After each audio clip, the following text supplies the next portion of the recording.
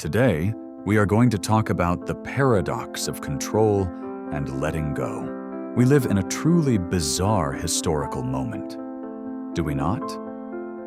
A culture obsessed with supreme optimization, where we are constantly urged to track our sleep, curate our minds, and master our anxiety as if our inner life were a corporation to be managed.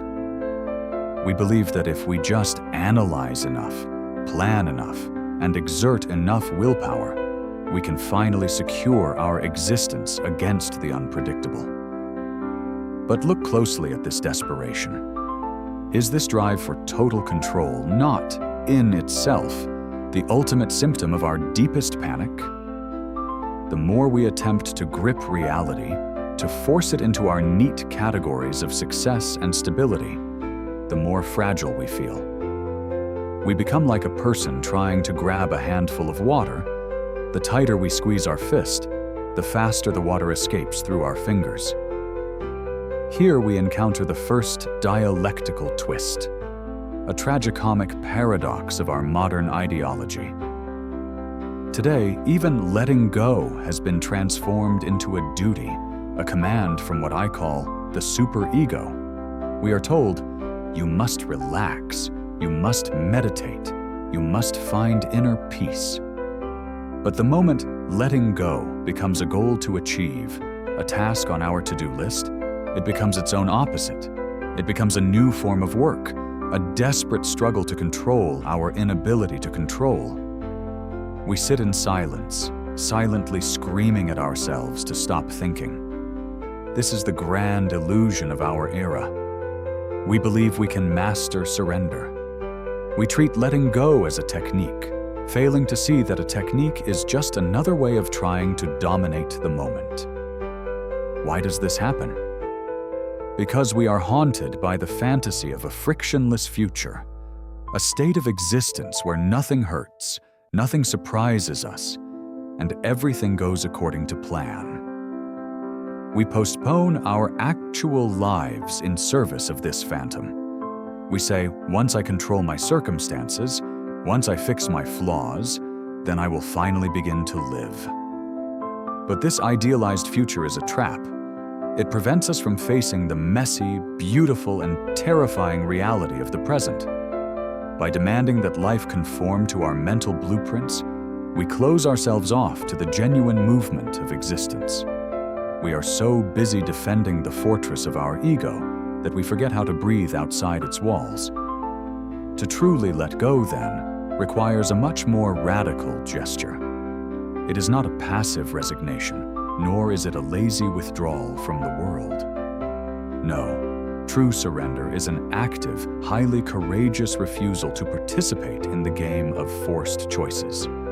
It is what ancient philosophy understood as the wisdom of non-action, not doing nothing, but acting without attachment to the fruit of the action. When you stop demanding that the universe validate your expectations, a strange thing happens. The world does not fall apart.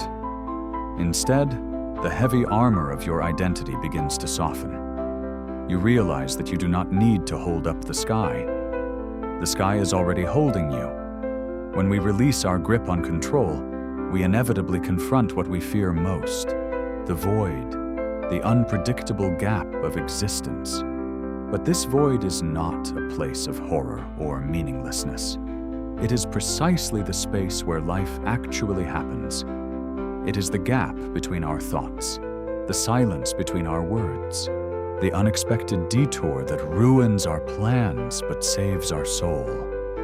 If everything in your life is perfectly controlled, there is no room for grace, no room for love, no room for the radical encounter with the unexpected.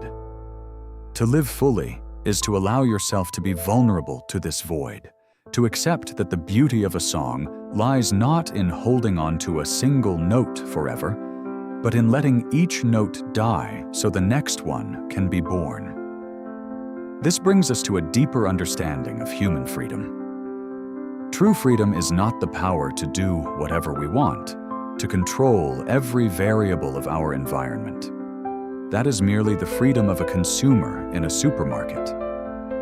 True freedom is the capacity to accept things as they are, without the desperate need to change them to suit our comfort. It is the freedom to look at our limitations, our grief, and our uncertainty, and to say, yes, this too is a part of the flow. When you no longer need to defend yourself against life, you no longer see the world as an enemy to be conquered, but as a reality to be experienced. So perhaps the ultimate wisdom is to realize that you do not need to find yourself, because you were never truly lost. You do not need to chase happiness, because happiness is simply the quiet space that remains when you stop chasing. Let the illusion of control crumble. Let the plans break. Let the silence in. For it is only when we finally stop trying to run the universe that we can hear the quiet, persistent rhythm of life itself, flowing through us, carrying us home to who we already